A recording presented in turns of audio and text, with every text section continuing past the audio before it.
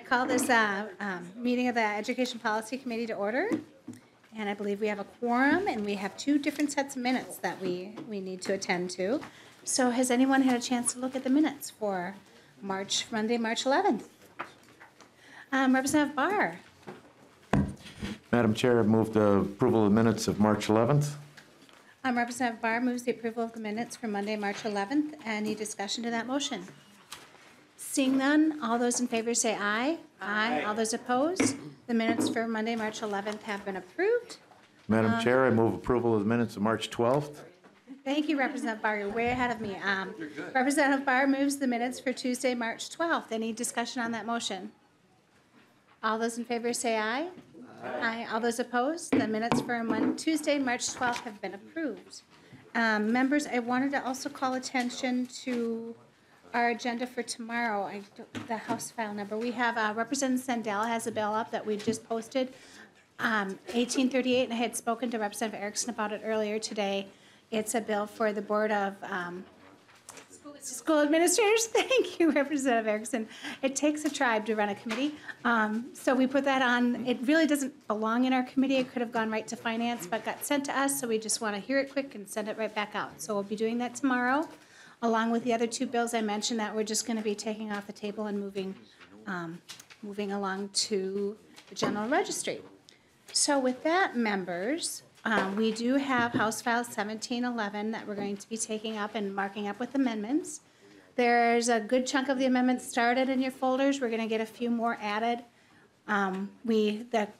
Duplicating was so far behind, we didn't want to swamp them with all 28 because we're not going to get to all 28 today. You know, we're an accelerated group, but I just don't think that's going to happen. So, yeah, Representative Erdl this morning, you said 1 minute amendment, but maybe two. Okay, we'll see. So we have those in our packet. Now, we took a lot of testimony over the last day and a half, so we're not really going to take any testimony on amendments, but if folks have a question that needs to be answered or any more details to be taken on it, we will definitely phone a friend and have them come up. And with that, let me see, I just want to get myself in order here, and I'm going to have Representative Kunish-Podine, our Vice Chair, go ahead and take over the gavel, and I'll move to the testifiers table with all my stuff.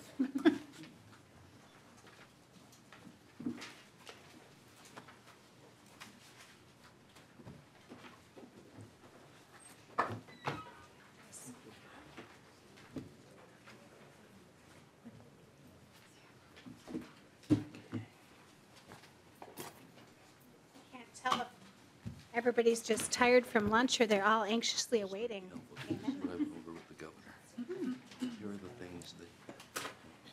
Okay, so I think we'll begin. Members, we have House File 1711 before us, and we will now be taking up the amendments to H 1711 DE1 amendment, the Omnibus Bill. We will begin with the author's amendments. Trying to organize myself here.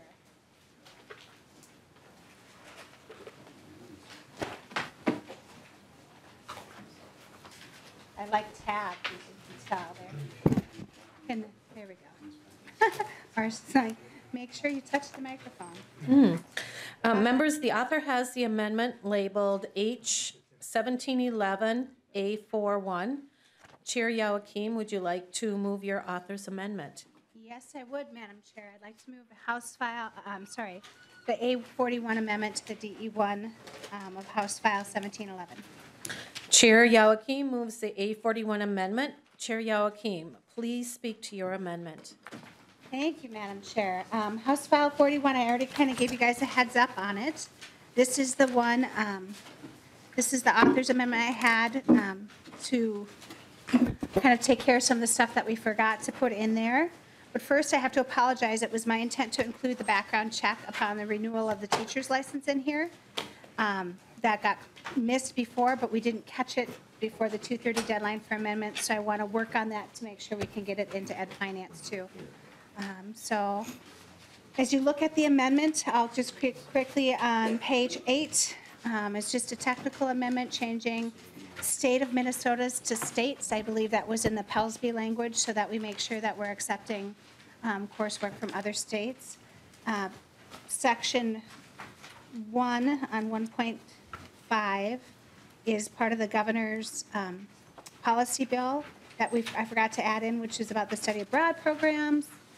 And 3.8, 3.9, 3.10, and 3.11, those are all technical corrections that the reviser caught when they were looking over. I misspoke. 3.8 is an amendment that I believe was to Erdahl's section that he has in some of his amendments to striking the government and citizenship language. So I added that.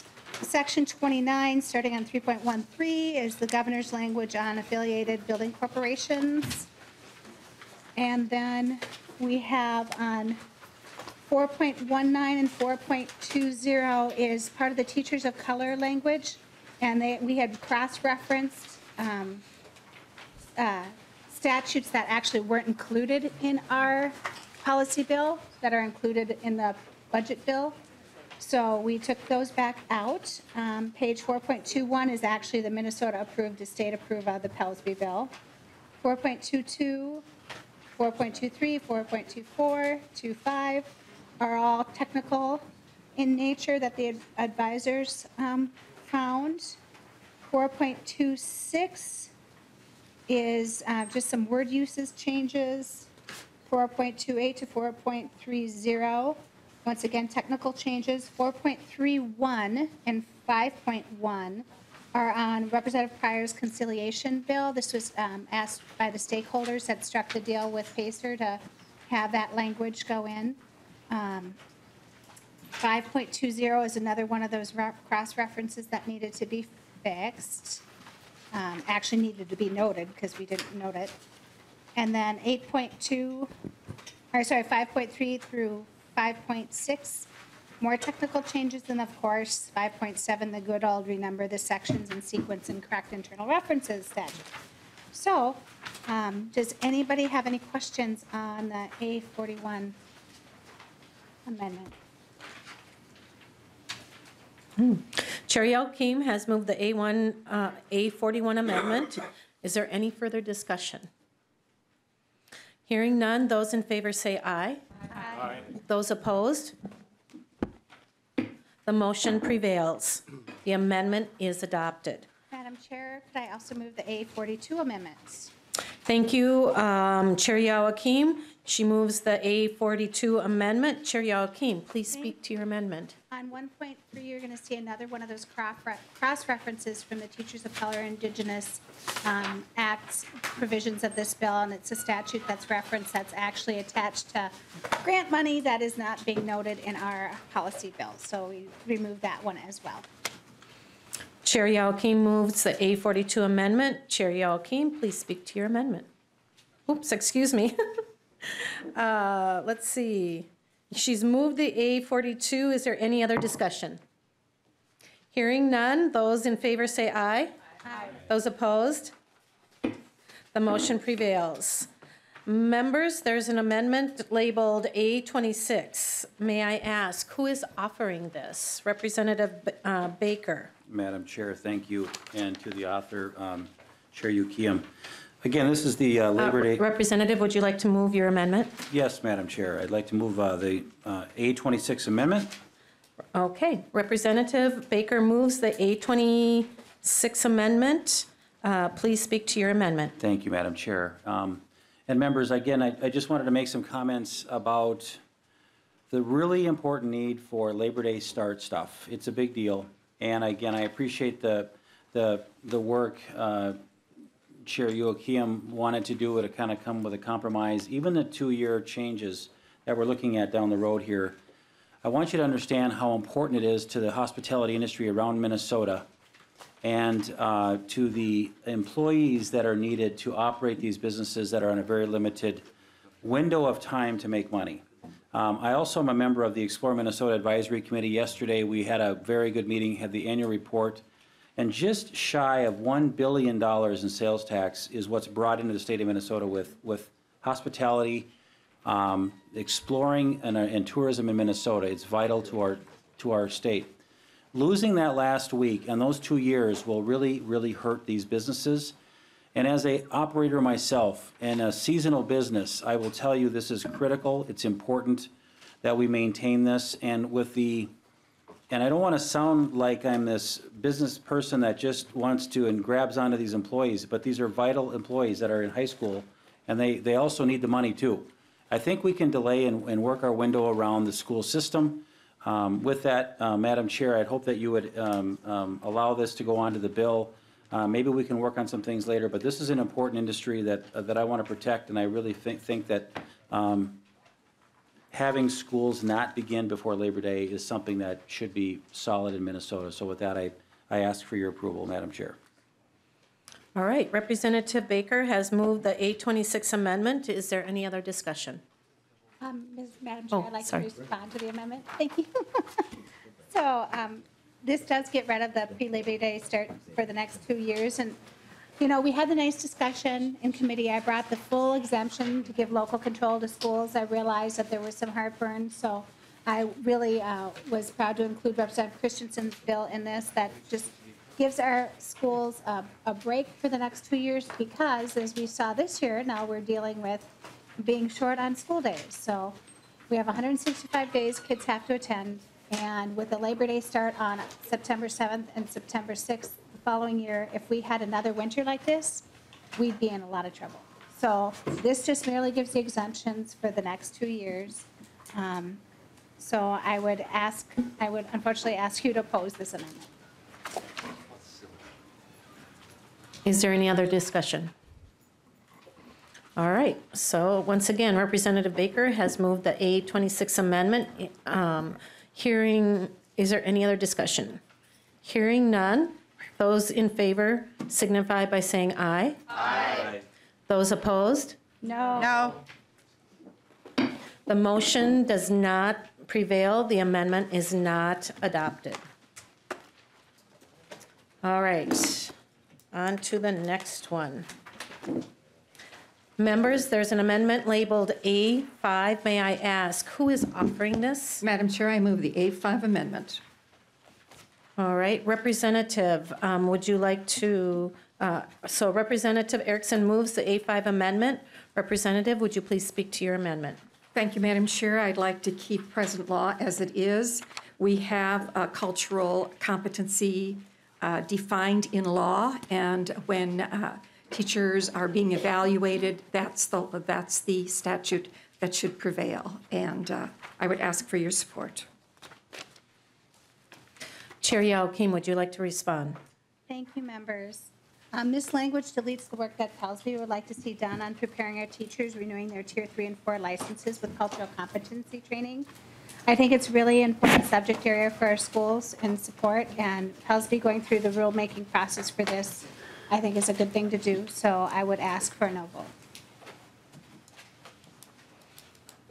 All right, Representative Erickson has moved the A5 amendment. Is there any further discussion? Well, Madam Chair, what Representative Youakim is referring to is in rule. What I'm referring to is in the law, and I think that's what we should be following when teachers are under evaluation. That the evaluation on top of their ability to interact with parents on the 3 areas that have been defined by Representative Mariani years ago would be native language, it would be race, and it would be socioeconomic. And I think that's where we want to see that relationship occur between our teachers and our parents. Thank you. Chair Youakim. Thank you, Madam Chair. I phoned a friend. Madam Chair, Representative Go ahead. Alex Liuzzi, Pelsby. The teacher development and evaluation statute would still remain, and teachers would be able to be evaluated on all of the pieces. Districts set up their teacher development and evaluation in different ways. What this would just do is the cultural competence training that was required for Tier 1 and Tier 2 teachers, this just makes sure that that language in Tier 3 and Tier 4 renewals also cannot be waived by a summative evaluation in teacher development and evaluation. We believe all teachers should have cultural competence training, not only in the early tiers, but for every renewal, as we know how important this work is, especially as we have conversations about increasing teachers of color and improving the school climate. So we support the idea of keeping this language outside of being waived from a summative evaluation. Thank you, Mr. Luizzi. Chair Youakim, any comments? So yes, I'd asked for a no vote on this amendment. All right. Representative Erickson has moved the A5 amendment. Any more discussion? Hearing none, those in favor signify by saying aye. Aye. Those opposed? No. The gavel does not prevail and the amendment is not adopted. All right, moving on to the next one. Members, there's an amendment labeled A6. May I ask who's offering this one? Madam Chair, I move the A6 amendment. All right, Representative Erickson moves the A6 amendment. Would you please speak to your amendment? Thank you, Madam Chair. And if you're looking, everyone, on page 39, line 27, and then lines 28 and 29, when we're using words like satisfactory, when we have teacher evaluation occurring, we are being vague and we are lowering the standard. So it is my intent that we delete this language and stay with what we have currently. Our testing has cut scores, and we have a menu today of testing so that we know and the public knows that our candidates and our teachers have reached that cut score level in reading, writing, and math. And I think that's so important to convey to the public that we have teachers and candidates who have accomplished that menu of tests. They can use the SAT, the NES, the Praxis, the new Praxis test. And so it's not a challenge. And I say this, you know, as far as our teachers of color and our American Indian teachers, we don't want the public to think we're lowering the standard for them. So, Madam Chair, I would ask for support. Thank you, Representative Erickson. Response, Chair Youakim? Thank you, Madam Chair. And I don't believe we're lowering the standards with this. This change was requested by Pelsby too, and I don't have as much experience in the classroom as some of the members around this table, but I do trust the folks that do have experience in the licensing realm. It also gives the ability, districts flexibility when it comes to moving teachers from 3 to Tier 4, both highly qualified tiers. I would ask for a no vote, and if Mr. Liuzzi could come down maybe and explain it a little better than me. I'm a little sleep deprived today.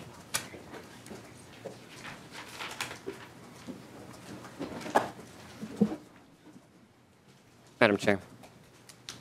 Oh, go ahead, Mr. Luizzi. Thank you.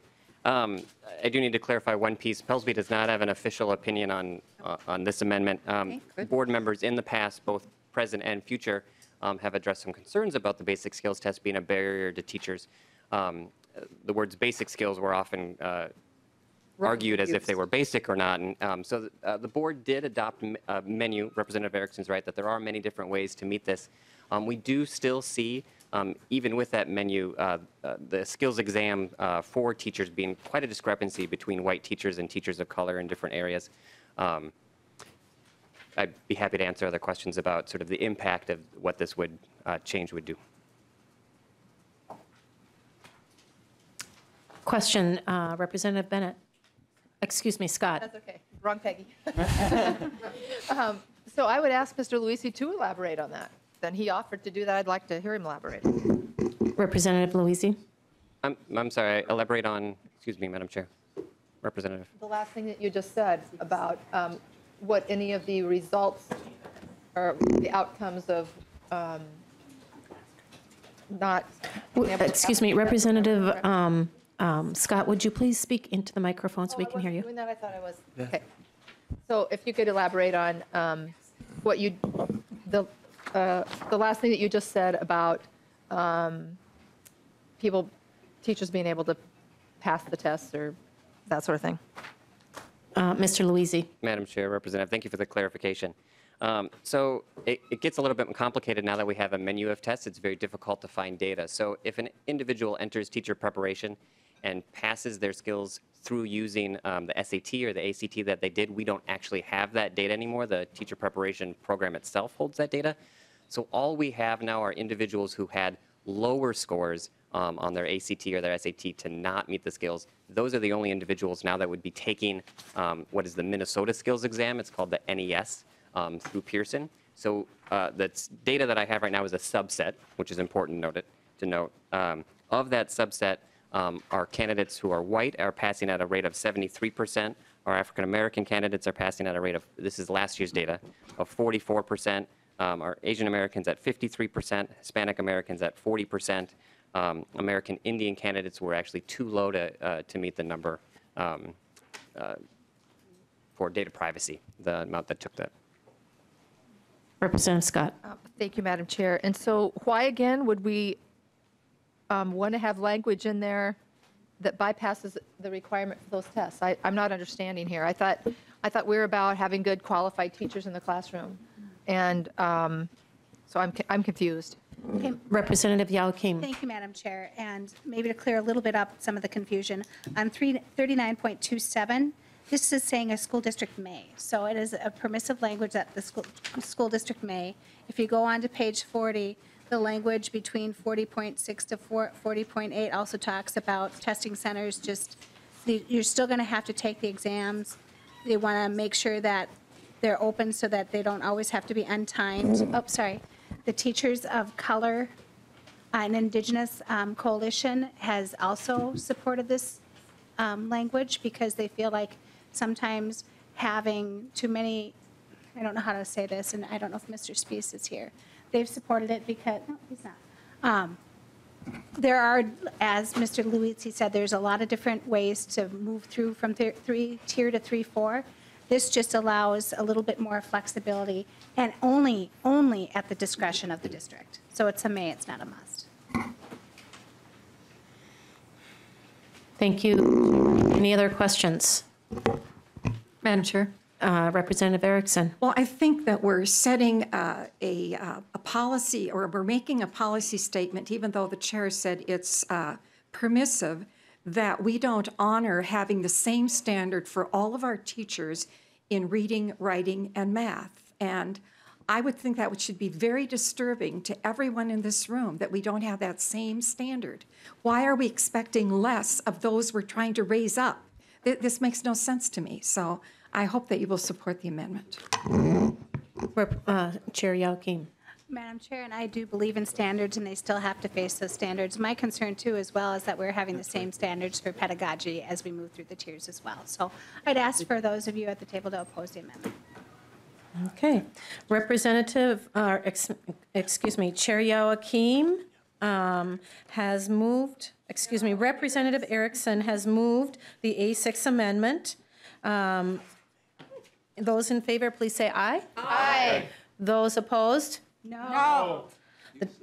The motion does not prevail and the amendment is not adopted. All right, we are on to the A7 amendment. Members, there is an amendment labeled A7. May I ask who is offering this? Madam Chair, that would be me. And Representative Bennett. Madam Chair, may I move the A7 amendment? Thank you. Representative Bennett moves the A7 amendment. Representative, would you please speak to your amendment? Thank you, Madam Chair. And first, I'd like to request a roll call. A roll call being? 15 hands. It's like Pavlov's dog. Yes, you do it. Actually, support your amendment. I raised my hand. Okay. All right, a roll call being requested. I'm not sure the verbiage here. There will be one, and then we can just move to discussion. Okay. So a roll call has been requested for A7. Is there?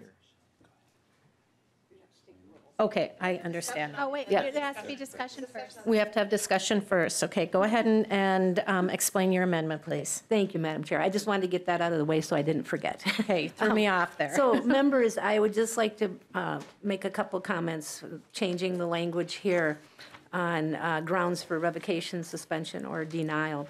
And this currently the bill allows for non-disciplinary corrective action, and that concerns me for a couple of reasons, which is why I'm offering this amendment.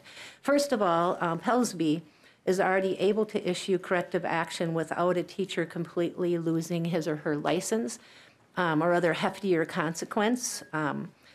For example, the license could be suspended while that teacher is still allowed to teach. So to me, that is a lesser action that Pellsby can do. The concerning part is when we have the word non-disciplinary action, and that concern has to do with public record, because in this case, there would be no public record of this. And I want to read some of the causes, and these causes are very concerning, and I think the public deserves to know if a teacher has been disciplined for any of these. And so here are some of the causes we're talking about: immoral character or conduct, failure without justifiable cause to teach for the term of the teacher's contract, gross inefficiency or willful neglect of duty, failure to meet licensure requirements, fraud or misrepresentation in obtaining a license, or engagement in any sexual conduct or conduct with a student, or contact with a student. And members, I would just like to offer that these are serious enough. The public deserves to know. Also, if that teacher should go to another, looking for another job, go to another school district, that receiving school district should be able to know these things too. And when we leave it as is, issuing a non-disciplinary corrective action, that takes it off the public record. That is absolutely confusing, and I think we should not allow for that. Thank you, Representative Bennett. Any response? Chair Youakim. Thank you, Madam Chair. And actually, the language that we're changing or adding that issue, non-disciplinary corrective action, doesn't quite do that. This just allows, it already is, Pellsby already has the flexibility to issue these types of corrective actions, or refuse, like you said, refuse to issue, refuse to renew, suspend, or revoke upon a written complaint to the school board who's employing the teacher. And when you talk about immoral character or conduct, failure with justifiable cause to teach their term of a contract, if a teacher breaks a contract because they're moving, that could, and doesn't give enough notice, that could be, it could be as simple as that. A lot of the times, this non-disciplinary action may also include a teacher that's dealing with a medical condition or an illness, and it's affected their teaching, and it's something the board feels like they could be corrected with counseling. And to have that information, stuff like that, public for everyone to see, I just don't think is appropriate. I have somebody here from Education Minnesota maybe to explain it a little bit better than I am, because I am not a lawyer, so I will let a lawyer join me to explain this section. Those were just some of the examples of things that can be not as drastic as what was just talked about at the table. Go ahead, thank you. Hi, Meg Luger-Nikolai, Education Minnesota. Thank you, Madam Chair. Thank you, Representative Youakim. The concern that we have is, and not to reiterate what Representative Youakim's comments were, but that there are certain circumstances, particularly related to, for example, alcoholism, other illness, in which there may be inefficiency in teaching that merits correction but doesn't merit public discipline. And this really gives the Pellsby the opportunity to engage in corrective action, engage in ameliorative sanctions for a teacher. That doesn't necessarily mean that they won't get hired in a successor district. And I realize, Representative Bennett, that may be at cross purposes with your particular intention, but it actually helps districts hire people who may not have what is a continuing problem. Representative Bennett. Madam Chair, thank you. And I guess I would like to ask either of the testifiers, Chair Youakim or from the Teachers Union, are we okay with not having public record if a teacher has engaged in sexual conduct or contact with a student, or fraud in obtaining a license? Because at this point, that's how this reads. And if we want to allow exceptions for the things that I just heard, then this should be rewritten to accommodate that and not include what I would look at as very egregious causes, and causes that the public deserves to know, and again, the receiving school district deserves to know if they're looking for an employee. And it wouldn't mean they wouldn't hire that employee. that would be something they could look at those certain conditions and make those decisions. But I don't believe, I guess I do believe that information is important here, and those districts and the public deserve this information. Thank you, Madam Chair. Response? Madam Chair, reading the underlying language, this small section that's talked about in section subdivision 1 for under A, that currently already is private, I believe, and this would make it public, but I'd lean on Ms. Luger maybe to. Well, Madam Chair, Representative. in direct response, the board, or the PELSB is never going to not revoke the license of an individual who engaged in sexual conduct with a student. That statute also presently in the status quo gives them the opportunity to impose lesser discipline, but that's not going to happen. So it is among options available to correct for a number of offenses that are listed. Proportionality is in the administration of the actual statute, and it is something that the board already does. It doesn't have this tool at its disposal for things like inefficiency or immoral character that doesn't rise to the level of, for example, sexual conduct with a student. That's not going to be a non-disciplinary corrective action. That's going to be a revocation. Representative? Any other comments? None? No, I would just ask folks to oppose, because in other parts of the statute that the engagement in sexual conduct or contact with a student rises to, as Ms. Luger said, their license will be revoked. That's in other parts. This language really is pushing the other sections, and maybe we can, as this moves forward to finance, we can look at taking out that numeral 6 if that's what's bothering you, versus taking out the ability for PELSB to have the ability to talk about non-disciplinary corrective action. Because if number 6 is what's giving you heartburn, I'd be more than happy to discuss that, but that's not what your amendment does. So as we move on, I'd be more than happy to help with that. And I don't know if we need a roll call for that if we're going to continue to work on it. All right. Well, hearing no more discussion, there has been a roll call requested.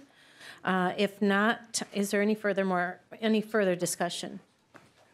If not, then the clerk will take the roll, and please start with Chair Youakim. Roll call on Amendment A7. Representative Youakim? No. Representative Kunesh-Podein? No? Representative Erickson? Yes. Representative Bahr? Yes. Representative Baker? Representative Bennett? Yes. Representative Bierman? Nope. Representative Christensen? No. Representative Gruenhagen? Yes. Representative Hassan? No. Representative Herr? No. Representative Hewitt? No. Representative Mariani absent. Representative Moller? No. Representative Sandell? No. Representative Scott? Yes. Representative Erdahl? Yes. And Representative Wazlawik? No.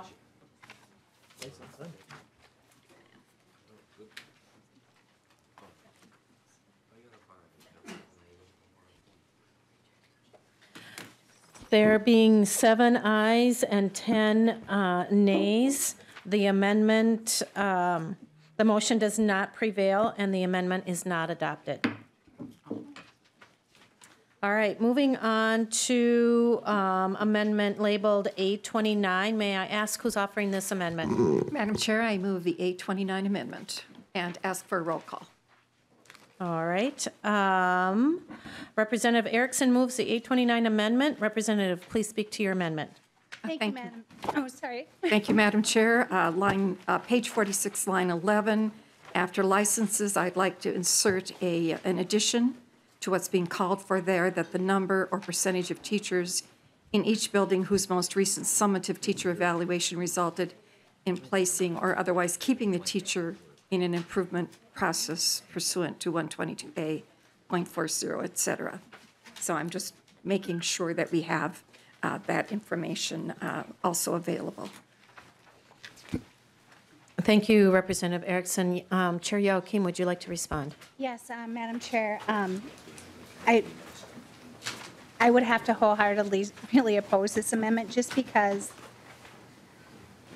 summative evaluations and part of the process for QComp and evaluating teachers and having master teachers come in the classroom is so very important in improving teacher quality in our classroom. And improvement processes could be something as little as how a teacher is engaging students, how they're directing students in the classroom. It could be meant something if a mentor is seeing something that needs to be addressed, they might go to the principal and talk to the principal and put in a teacher on an improvement plan to make them better. It's not always punitive. In fact, I don't even know what the percentages are about whether or not they're punitive or not, but it's not always punitive. It could be minor. It could be just directing the teacher to become a better teacher. That's why we have the whole QComp process and the evaluation process.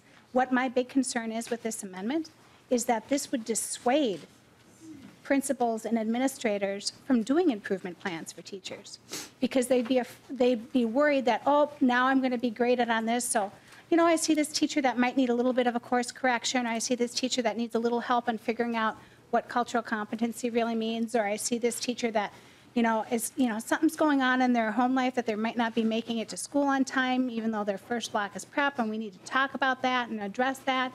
These can be very minor things and corrections that administration needs to have the flexibility to do this and do this within their relationship with the teacher to make sure that they can become the best teacher they can be. So by making this open to the public and putting it up there with whether or not what license you have, which tier 1, 2, 3, and 4, there's very specific levels of tiered licensures that we've put in place that maybe parents do and should have the ability to see. But to add having, if there's been any improvement plan a teacher's been placed on, you talk about wanting to retain teachers in the classroom and mentor them. This just takes a big tool out of an administrator's toolbox to be able to do that. Thank you, Chair Youakim. Any further discussion? Seeing no further discussion, there will be a roll call, and the clerk will take the roll. Roll call on Amendment 829. Representative Youakim. No. Representative Kunesh-Podein. No? Representative Erickson. Yes. Representative Bahr. Yes. Representative Baker. Yes. Representative Bennett. Yes. Representative Bierman. No. Representative Christensen. No. Representative Gruenhagen. Yes. Representative Hassan. Nope. Representative Herr. No. Representative Hewitt. No. Representative Mariani. Representative Moller. No. Representative Sandell. No. Representative Scott. Yes. Representative Erdahl. He stepped. Oh, I'm sorry. And Representative Wazlawik. No.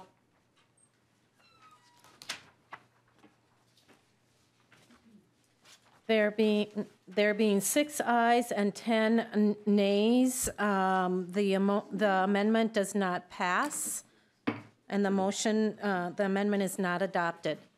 All right, we are on now to Amendment 39. Members, there's an amendment there. May I ask who's offering Madam this? Chair, I move the A39 amendment. All right, Representative Erickson moves the A39 amendment, and is there discussion, please?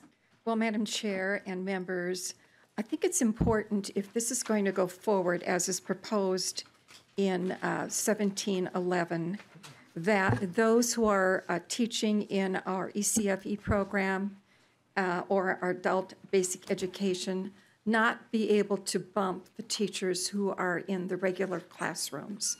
And that's what this amendment provides for that. There must be a separate seniority list for teachers who provide instruction in K-12 from those who provide instruction in ECFE or ABE. I ask for your support. Chair Youakim, would you like to respond? Thank you, members. I was very happy to see that Representative Lee brought this forward. I think our teachers in ABE and ECFE are just as important, and I would consider those being regular classrooms as well, but I understand the K through 12 reference. We also had some impassioned testimony the other day from an ABE teacher that's teaching at, I believe it was Lionel Lakes Prison, and the success they're having there. this just allows ABE and ECFE teachers to have access to the same type of health insurance and be able to negotiate that way. If one of those teachers does not have a license, I can't see an ECFE teacher having a 7th grade licensure as well to bump a teacher from 10 through 12. And I just think I'd like to keep to the spirit of Representative Lee's bill because I think it was a good one. And they can't, and so I just really question about the bumping too, but I have folks here to answer if you have any questions on it. All right. Is there any further discussion? Then Representative Erickson moves the A3 amendment. Excuse me, 39. The representative has moved the A39 amendment. If there's no more discussion, we will, those in favor, please signify by saying aye. Aye. Those opposed? No. The motion does not prevail and the amendment is not adopted.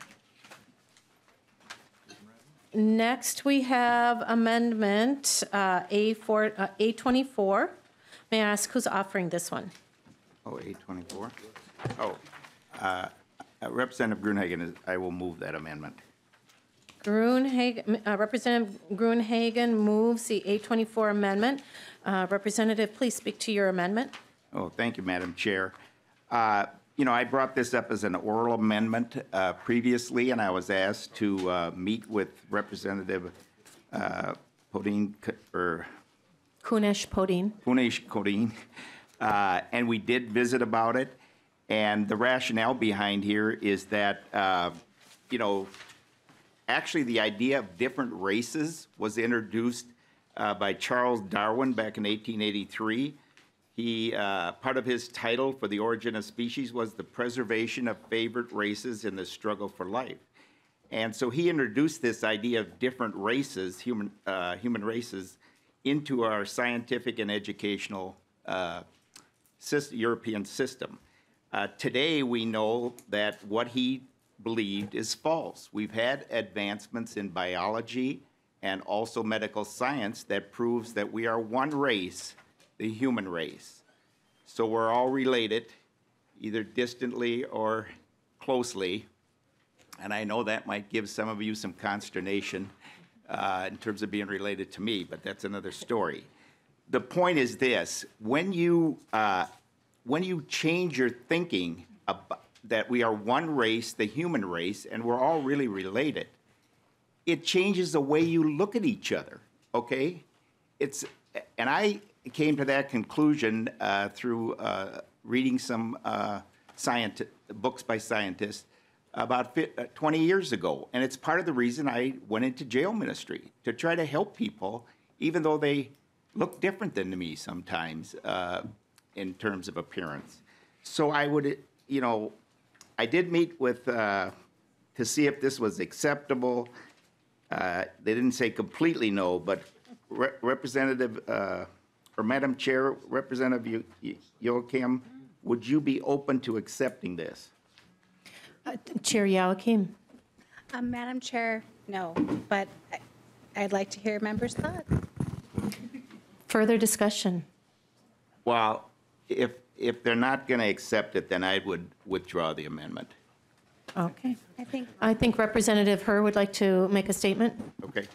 Thank you, Chair Kunesh-Podein. And I just want to maybe address this question just a little bit, because I know it's come up a couple of times. And actually, I don't think that anybody is disagreeing with the fact that race is a social construct, right? We know that it was created by people in order to categorize other people so that we could say some people are lower than other people. But the problem with this is that race has been embedded in all of our structures that we've created for ourselves here, right? And so though many of us, though we all believe that race is socially constructed, unfortunately, it's a part of all of our lexicon in the way that we do our work, and that people are familiar with what race refers to. So I think that if we want to make a statement around dismantling, right, this word race and where it comes from, this probably isn't the place to do it. And that we then should be really intentional about dismantling that word and using it in all structures in which we operate within, which means that, and how we need to redefine it. And it has to be a larger issue and larger movement. And then just changing it in one area when it's still applied and used in all ways within all of the systems that we're a part of, I think defeats the purpose of, I think, a really good thing that you're trying to do here. So that's just my comment around this particular issue with race.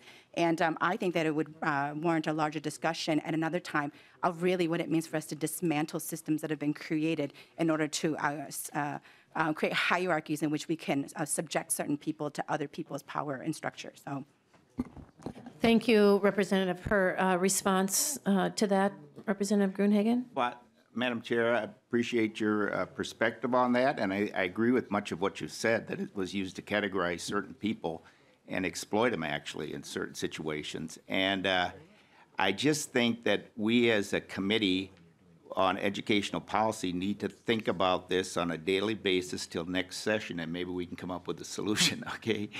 And it did change my perspective in my own life, okay, how I saw and related to other people and people with different ethnic backgrounds. Again, we have different ethnic backgrounds, but we're one race biologically and from a medical science standpoint. We're the human race, and that does change a lot of things in society and our culture and even education if you begin to grasp that concept. Thank you. Thank you, Representative Gruenhagen. Any final response, Representative Herr? Yes, thank you, Chair Kunishpudi. And in this word, it doesn't. It hasn't gone unnoticed for me, because what I've been hearing a lot in all the committees we've been in is that words and getting defined, just like the word gender and defining that and what that means, right? And the fact that that race is already defined in law and in practice and in policies, that, like I said, I think that it's important for us to have the discussion, but we can't change it in one place and then have law reference it and define it in all other places.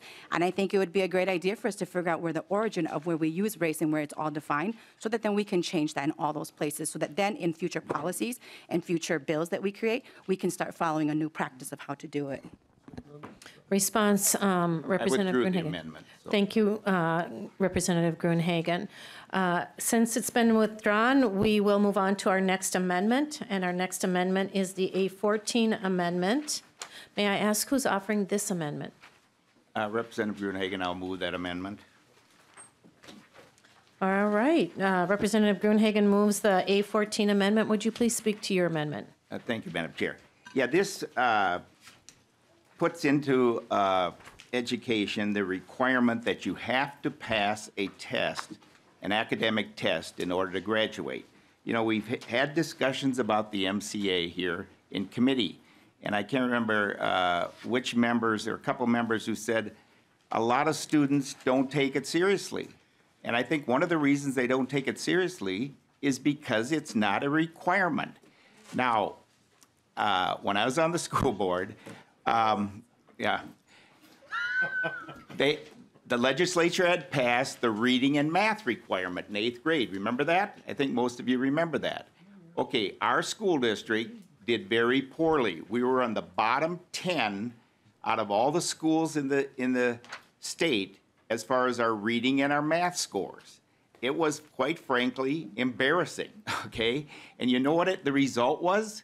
Even though it was embarrassing for us, we focused on teaching reading and math in the first 8th grades. And guess what happened as we had to take these reading and math tests each year? Our test scores went up, okay?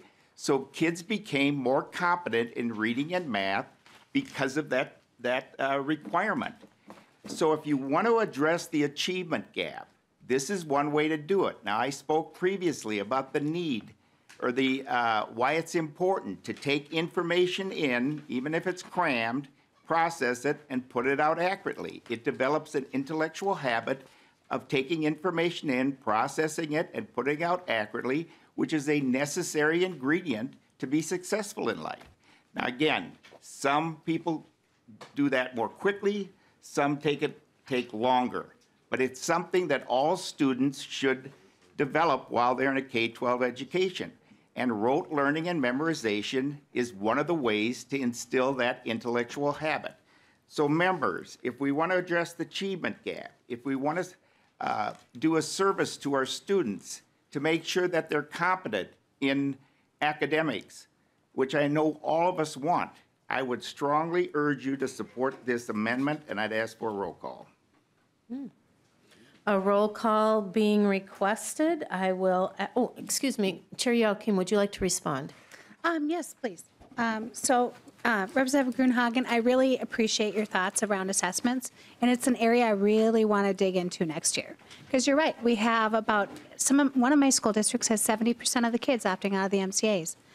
So I do not know how that would work if we put this language in here now without fixing the reason why they may be opting out.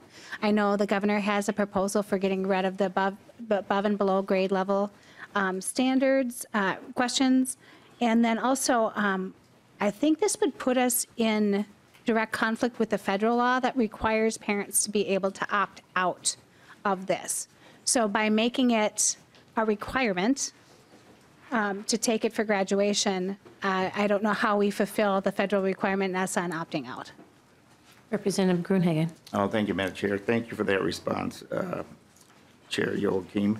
It doesn't get implemented till 2021, so we have a little bit of time here to vet it and make sure to see how it's going to be implemented, and also to pass additional legislation if it needs to be modified. But I really believe that this is a step towards the achievement gap, towards students in general, and it's what education primary purpose is to create academic excellence. So with that, I will ask for that roll call. Thank you. Chair Youakim, would you like to respond? Yes, Madam Chair. When you want to get people together to talk about something that you're going to make a big change on, it's not the best idea to put an idea in their head and set it into stone and say, this is where we're headed. We want to be able to have this thorough discussion next year around assessments, and I also want to tackle looking at how we're setting standards and benchmarks, and to have all the stakeholders here. I think this is really premature, and I think it would really harm that conversation. So I ask folks for a no vote. Thank you. Representative Moller, would you like to? Yep. Thank you, Madam Chair, and Representative Gruenhagen. I appreciate your comments too, and I look forward to discussing this in more detail next year. But I can tell you, as the parent of a senior who has opted out with my approval, I agree with you that the primary purpose is academic achievement for our kids, but it's not the primary purpose to test our students to death. And he's taken the ACT, the SAT subject tests, a number of AP classes, the PSAT. There are just so many tests that they're taking in high school. So I really don't want to make this mandatory at this point, but I do look forward to the discussion about it next year. Any more discussion? Seeing none, then we will ask the clerk to take the roll. Roll on Amendment 14. Representative Youakim? No. Representative Kunesh-Podein? No. Representative Erickson? Yes. Representative Bahr? Yes. Representative Baker? Yes. Representative Bennett? No. Representative Bierman? Representative Christensen? No. Representative Gruenhagen? Yes. Representative Hassan? No. Representative Herr? No. Representative Hewitt? No. Representative Mariani? No. Representative Moller? No. Representative Sandell? No. Representative Scott? Yes. Representative Erdahl? Yes. Representative Wazlawik? No.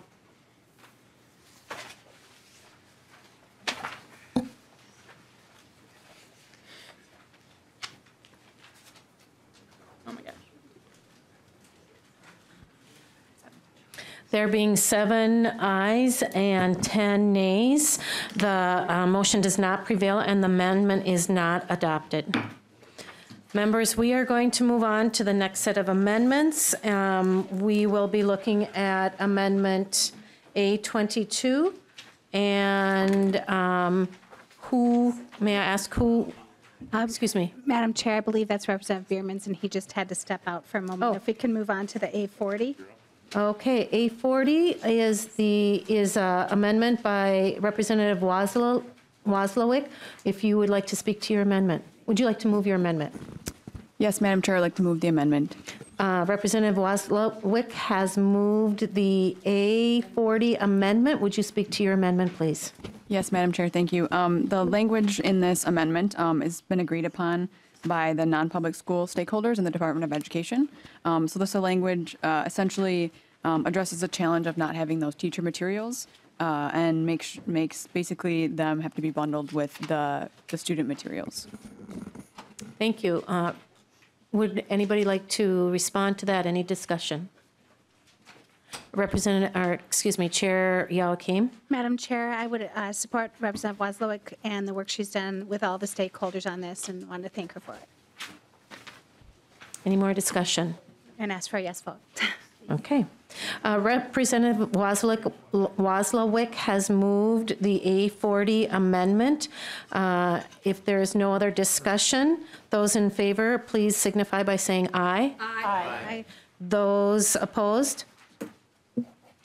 The motion prevails and the amendment is adopted. Madam Chair, just a correction on the vote that was taken on the Gruenhagen roll call. Excuse me, Representative Erickson? Just a correction on the roll call vote that you called on the Gruenhagen amendment. It was 6, not 7.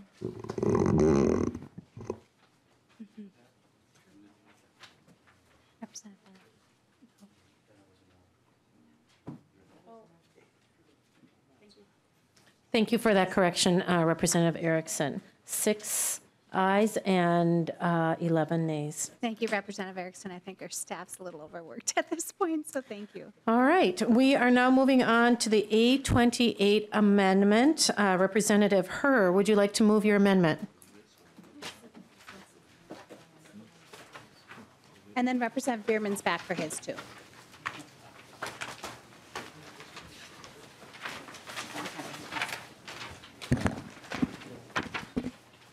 Representative Herr, would you like to move your amendment? Yes, I'd like to, yes, please, so moved. Thank you. Representative Herr has moved her amendment. Would you like to speak to your amendment? I think that this just clarifies the intent of the author and what they're trying to do. And so I think this just, I don't know, it's pretty clear in what this actually says here. I don't know if you want me to read it or. Chair Youakim.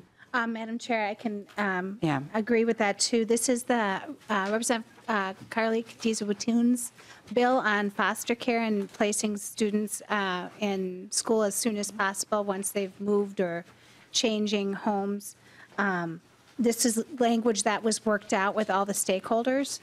And I know they're hearing the bill today as well in HHS because there was another section of the bill that went to HHS. So this is just clarifying language.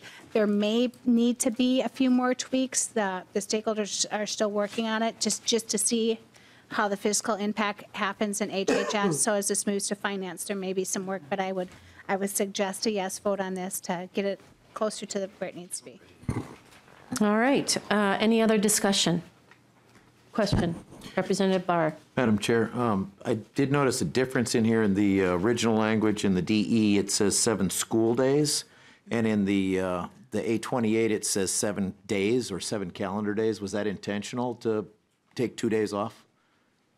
School days would be, 5 days in a week, Saturday, Sunday off. So I just wanted to check and see if that was the author's actual intent. Madam Chair, Representative Bahr, are you talking about the language on 1.5 where it says within 7 days of student's placement? Yes, ma'am. 1.5, Chair Youakim, it says 7 days on 1.5, and then in the DE, it has on 2.11, which we're replacing, is the last 2 words are 7 school days. Chair Youakim. Madam Chair, Representative Bahr, it's my understanding that this was what the foster care advocates and the schools agreed upon, but we can double check on that as it moves into finance if you'd like. Like I said, I think there's a few tweaks, and it looks like we have somebody here. I'm going to phone a friend who is an expert who will come down and speak about all the work that's been done on this. Thank you. I forgot you were here. Would you please introduce yourself and proceed with your testimony? Hello, my name is Huang Murphy. I'm the founder and executive director of Foster Advocates. Sorry, I was sitting on the opposite side, apparently. Excuse me, proceed, Mr. Murphy. Yeah, can you repeat the question, please? Madam Chair, to the testifier, I just wanted to make sure it was your intent to make this 7 calendar day, take it from 7 school days to 7 calendar days, because it changed. It doesn't matter to me which way but it's a change, and I just wanted to make sure it was the author's intent that it was going to be 2 days faster. Mr. Murphy. Yeah, so there's a lot of changes that we would still like to see, and we're working with both the Department of Human Services and the Department of Education to seek out those changes. We support the amendment as follows, but we would like to see some of those changes happen. Representative Bahr. Which one would you want, 7 calendar or 7 school? I mean, that's a straightforward question. Which one do you prefer? Mr. Murphy. Yeah, so it would be my preference for 7 school days personally, but I'm willing to work with everyone involved to make sure that we see a reasonable change. I think 7 school days offers people enough buffer time, allow for like holidays and things like that where they could have like a day off that could maybe complicate a transfer. But again, we're still working things out. Representative Bahr. Madam Chair, would the author entertain a verbal amendment to add school in the, as a third word in line 1.5 on the A28 amendment, so it reads within 7 school days? Chair Youakim, would you accept that verbal amendment? Madam Chair, with Mr. Murphy nodding yes, I would. Representative Herr, it's her amendment. Oh, Representative Herr, I'm sorry. I'm so would sorry, you accept that amendment? Yes, Chair Kunish-Pudim, I would. Wonderful, thank you.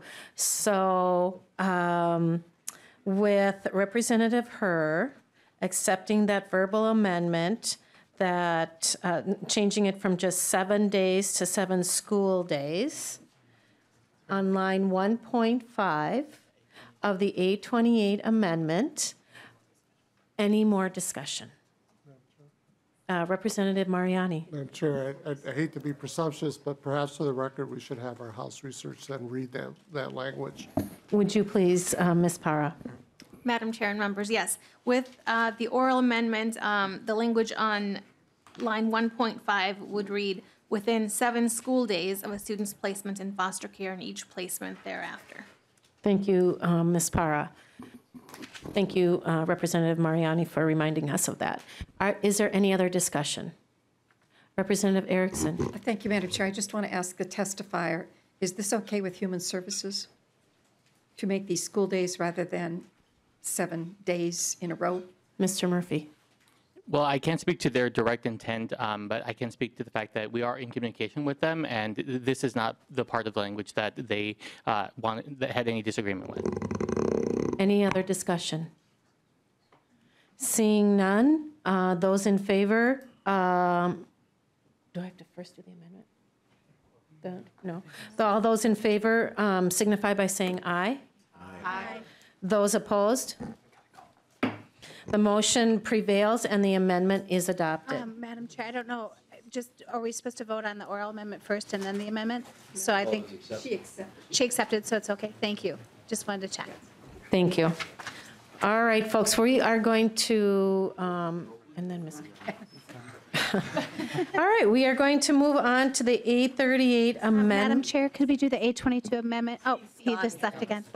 That man moves fast. Next time he's in the room, let's do his amendment. All right, we are moving on to the A38. Madam Chair, did we adopt the amendment as amended? We did. Thank you, Representative Erickson. Okay. Why don't we renew that? Why don't we do that motion again? Because I'm glad you caught that, Representative Erickson. I'm not sure if we did the amendment as amended. Okay, so we will start with the oral amendment. Oh, no, we already accepted the oral amendment. I think we just have to say we adopt the A28 amendment as amended. Oh, okay. So what we will do now is vote again on the A28 amendment as amended. All in favor signify by saying aye. Aye. Those opposed? The motion prevails and the amendment is adopted. Thank you. All right, we will move on to the A38 amendment. Representative Hussain, would you like to move your amendment? So moved, Madam Chair. Thank you, Representative Hassan. Would you like to speak to your amendment? Madam Chair, I don't want to correct you, it's Hassan. Hassan. The 838 amendment is just adding, this is a language from the school board instead of doing an annual notice. They were comfortable just adding the notice on the student handbook. And this was something that the School Board Association was able to do because they don't oversee every school's calendar, but they can include the religious notifications on the student's handbook. Thank you. Any discussion?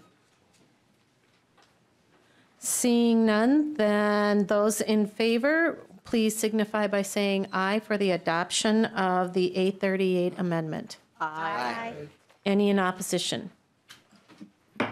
Seeing none, the motion does prevail and this amendment is adopted. All right, if you would take a look at the 820 amendment. And who would like to speak to this? Madam Chair, that's my amendment. Okay, Representative Bennett. Representative Bennett moves, would you like to move the 820 amendment? So moved, Madam Chair. All right, Representative Bennett moves the 820 amendment. Would you like to speak to your amendment? Thank you, Madam Chair. This simply changes the name of the, what's currently called the School Safety Technical Assistance Center, changes it to School Climate Center. And I think as we've all been talking about school safety, we can see the confusion that's happening between these terms now.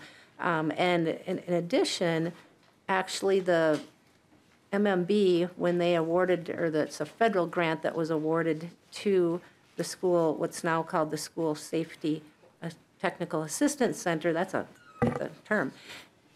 They've called it the School Climate Transformation Grant Program. So even in the federal government is calling it School Climate. They're also a confusing term. There's a School Safety Center within the Department of Public Safety that existed actually previous to 1314 when all this was adopted. And actually originally in 1314, a School Climate Center was the terminology used. So I would just ask that we go back to the School Climate Center so that we can keep a School Safety Center separate and so on. I think I don't need to explain anymore. Thank you. It's too confusing. Thank you, Representative Bennett. Chair Youakim. Yes, Madam Chair. Representative Bennett, I appreciate the sentiment of this language, but I'm a little concerned about it being vague from the original intent of the name. It's my understanding the technical assistance part of it was really important to MDE and folks not feeling like it was super prescriptive, but they were there just to provide assistance. So I'm wondering if you'd accept a friendly oral amendment, and I know it makes it longer, but I think it is really defines it and makes sure we know exactly what we're talking about to say the School Climate Technical Assistance Center. Yeah, I would Representative Bennett. Yes, Madam Chair, I would accept that oral amendment. You would accept that oral amendment? Incorporated, sorry, incorporated. Thank you. So let's ask Ms. Para to read that back to us. Madam Chair, members, so the change would appear in two places. So on line 1.5, paragraph A would read, the revisor of statutes shall substitute the term School Climate Technical Assistance Center for School Safety Technical Assistance Center wherever the term appears in Minnesota statutes. And line 1.7 would read, paragraph B, the revisor of statutes shall substitute the term School Climate Technical Assistance Council for School Safety Technical Assistance Council wherever the term appears in Minnesota statutes. Thank you, Ms. Para. Any other discussion? All right, so first we will vote on the verbal amendment. Excuse me. So as It's a one amendment. So we vote on the full amendment as amended. Okay, we will vote on the full amendment as amended. Those in favor, please signify by saying aye. Aye. Those opposed? The amendment has been, the amendment prevails and the amendment has been adopted.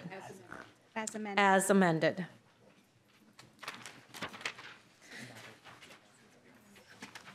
All right. All right, we will move on to the A18 amendment. I believe Representative Erdahl is offering that. I think you're passing them out now. We have Representative Bierman still, but he's not in. So, well, actually, I want to give him a chance to offer it. I am very familiar with it, but we'll wait for him to come back. The pages are passing out the rest of the copies of the amendments.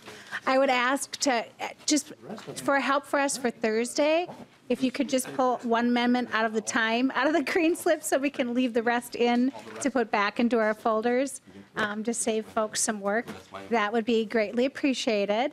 And Representative Erdahl, I think you might be right. We might be hitting a land speed record here, getting done quicker than I thought. As a reminder, tomorrow we'll be starting out with Representative Sandel's bill. That should go pretty quickly, and then we'll talk about the two bills we're moving onto the floor, and then we'll move to amendments. And at this rate, we may not have to come back tomorrow night. So thank you for the work, members. And I think we're just about ready. Want to give everybody a chance to settle and look at it. Here you go, Nancy.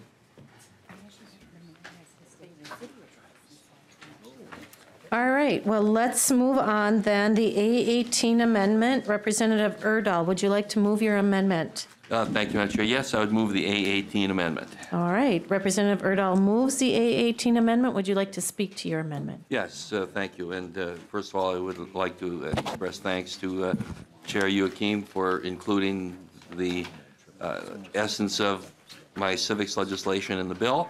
I'm sure by sheer error, a couple parts of it were left out, and I'm just trying to help out with that situation. A18 deals with the experiential learning portion of the bill, the learning by doing, the part that adds civics to the world's best workforce and provides a definition. Now, learning by doing is important.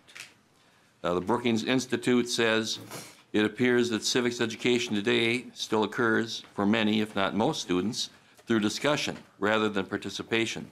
But according to many experts, discussion alone is inadequate to provide students with the type of well-rounded civics education they need to prepare for lives as engaged and informed citizens. Governor Walz used this as a teacher, and in my conversation 2 days ago with him, said he considered it an important part of this bill. Secretary of State Steve Simon specifically came to our press conference because of this part of the bill. It's already in our social studies benchmarks under our standards. Let's put this back in. This simply clarifies and makes uniform a current provision in our standards. So that's all I'm asking, something that the governor supports, Secretary Simon supports, and is in the standards currently. Let's put it back in.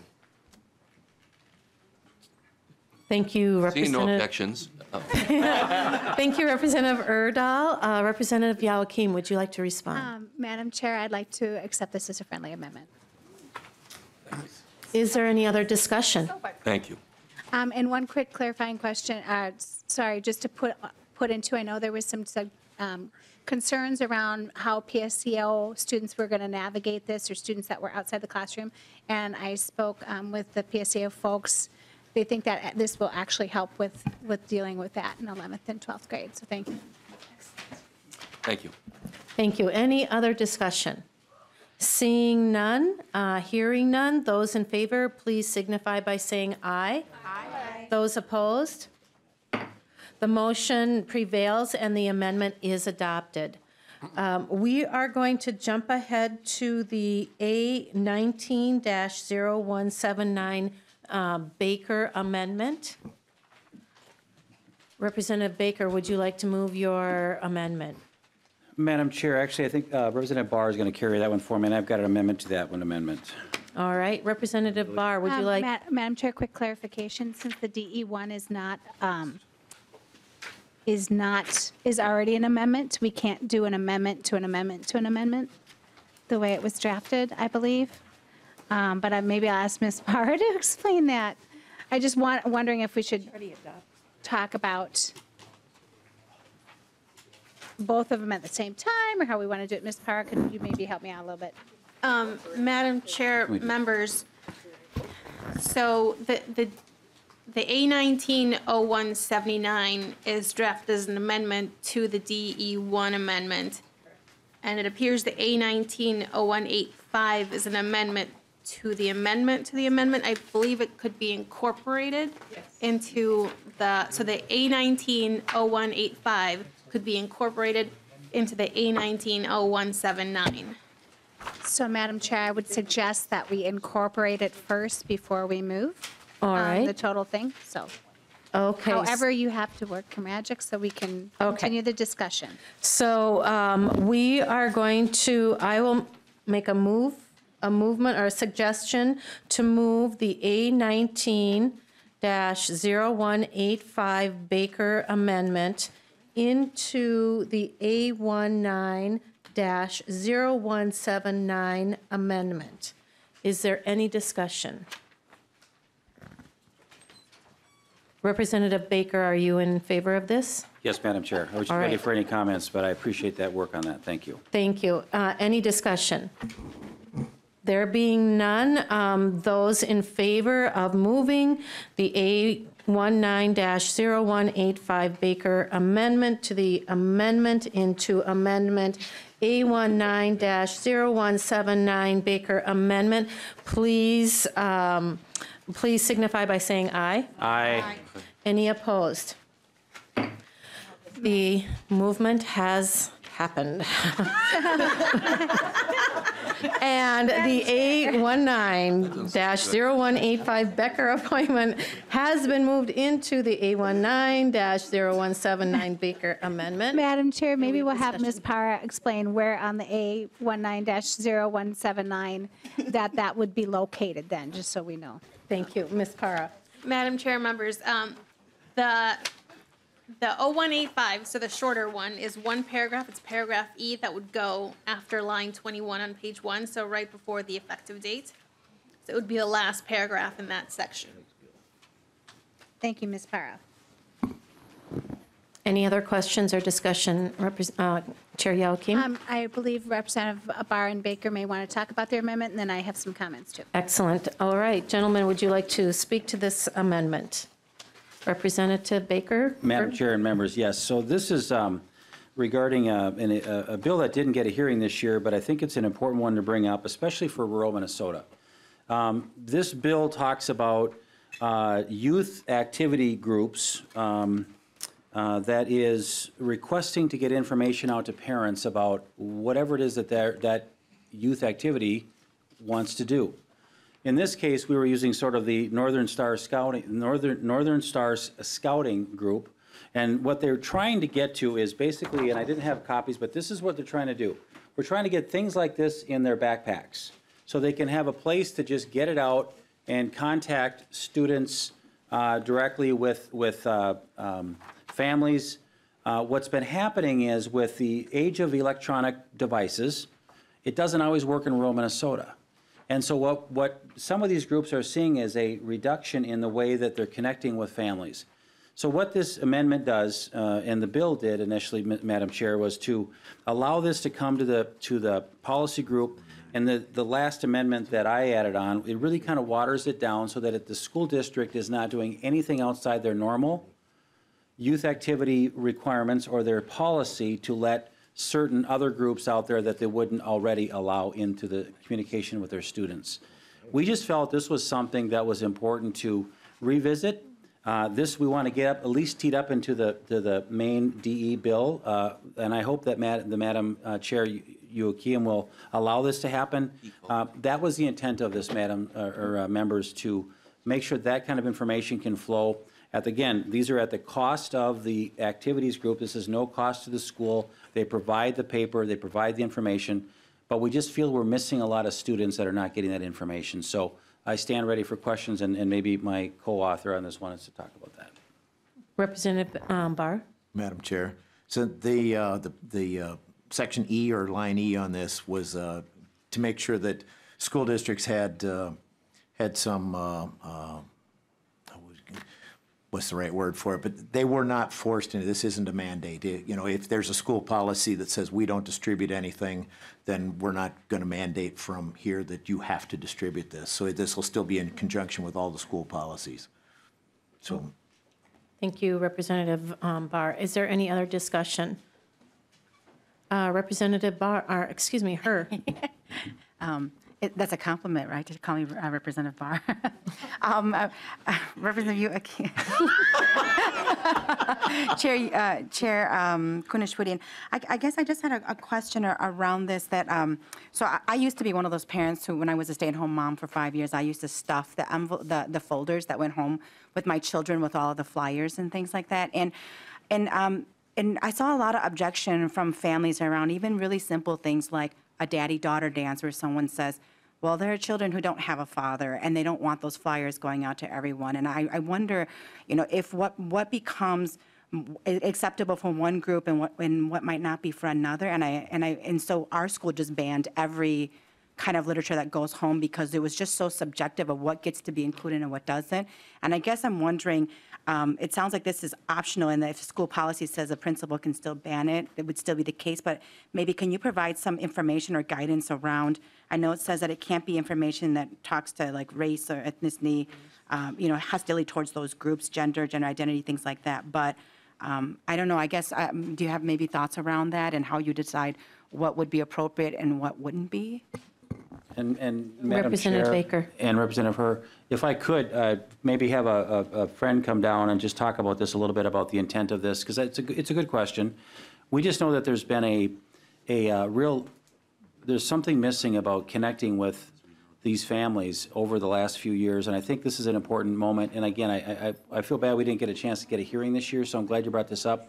But I think we could have a real quick testimony if we could have just a phone a friend talk about this kind of concept, if that'd be all right. Chair Youakim, would you like to? Madam Chair, I wouldn't mind doing that.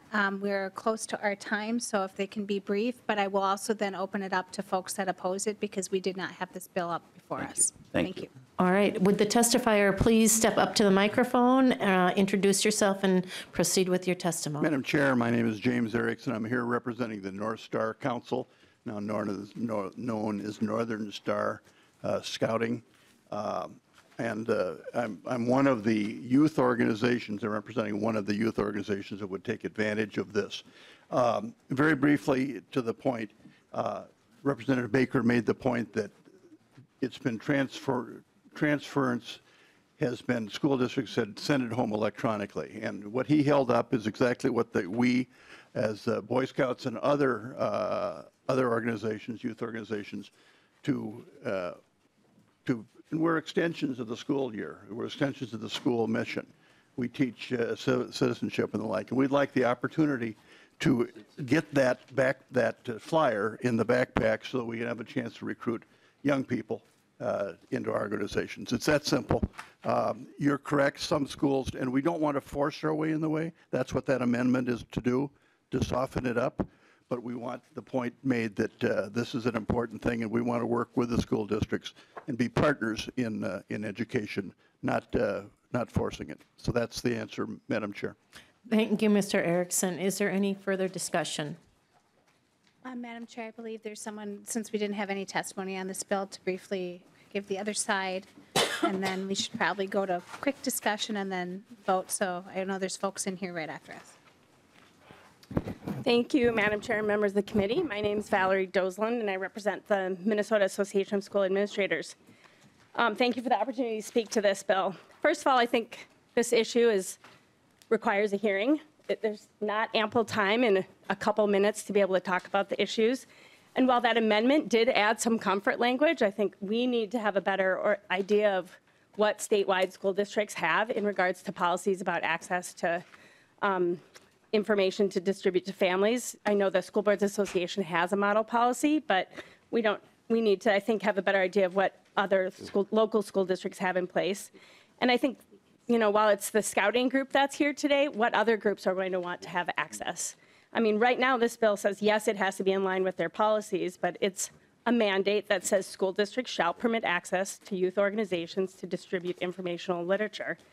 And I think there needs to be more time to discuss this. We don't know who all the groups are, who's going to want this. There's the YMCA, the YWCA, Girl Scouts, Youth United Nations. I mean, who knows how many different groups I have. And I do just want to reiterate, we've had a lot of topic or discussion this year on mandates. And I saw a teacher today in the cafeteria that I know, and I was talking with this teacher about a number of different bills, and he said, so when are our school districts and teachers and administrators going to have the time to teach? And so we would just ask that this be put on pause and we have an opportunity to have another discussion. And I've expressed this with the advocates of the bill. We are happy to have a conversation about how to voluntarily work together to collaborate on this issue and move forward to get information to school districts on a voluntary basis. Thank you. Thank you, Ms. Oakland. Is there any other discussion? One more? Representative Baker. Just a follow-up, I guess, to that. I think Ms. Doslin is not incorrect. I think the intent here was to try to get it to maybe conference, and if it still works, great. If it doesn't, we'll pull it out, we'll fix it. But it's an important conversation to have, and that's why I didn't really want to withdraw it unless the author of the bill really doesn't like it. I'd like to try to let it continue on with this pathway, and if it's possible to do that. But again, this is very voluntary. It doesn't go outside of the school district's rules already in place. We try to make it real watered down. For that, I hope that you would accept this amendment. Representative Herr had one comment. Thank you, Chair. And I did just maybe want to add just one quick comment to this. And not that I'm against this, but I think the intention is really good. Just to give perspective of that, it required a volunteer to be in the classroom, and that was me every day. And I spent probably about 4 hours a day volunteering and just to stuff the folders, because we weren't just putting in like flyers from people. I was putting in kids' finished homework, and then the new homework that was coming, and then lesson material, and then putting all of this stuff in. It literally for like 30 kids took me probably 2 hours to do that. And so I just think about like what it might mean if we're allowing larger volumes to come in, and then having to sort through that, and then stuffing all those, and that's time taken away that I'm not helping the teacher with reading in classes. And then if you have schools that also lack the volunteers, that could pose additional problems. And so I think that this is a good place to start, and I think it's important to ensure that people have access to these programs. But I do also want to acknowledge the strain that puts on the classroom and teachers and the volunteers. All right, Chair Youakim, final word. Madam Chair, I do have a little heartburn of putting something in that we didn't hear. I would really kind of leave it up to the members and their comfort level. All right. Well, if there's no further discussion, we will go on to vote on this. Is those in favor of the A19-0179 amendment? Those in favor say aye. Aye. Those opposed? No. There you go. The motion does not prevail, and the amendment Madam is... Chair, I think Mr. Baker asked for... Mr. Baker asked for division. I represent. I'm sorry, I didn't hear that. Division. Okay, so a division has been called, and would you please, those in favor, please say, raise your hand. And we have... About 7. Those opposed? About 11. All right, so the motion does not prevail and the amendment is not adopted. Thank you. And with that, members, I think we are going to be done. One quick announcement. I'm sorry, Madam Chair. I just want to make sure people know that we're here in this room, but at a different time. We're here from 9. We're taking over Education Finances time from 9:45 to 11:15. It's been posted for a while. That's where we are tomorrow. And at the rate, we got 17 amendments down. We got 11 more to go and 3 bills. So if we all get here in time, we may not have to go into the evening. So. All right. And that is AM, not PM, correct? 9:15 a.m. Yes. Thank you. We are adjourned.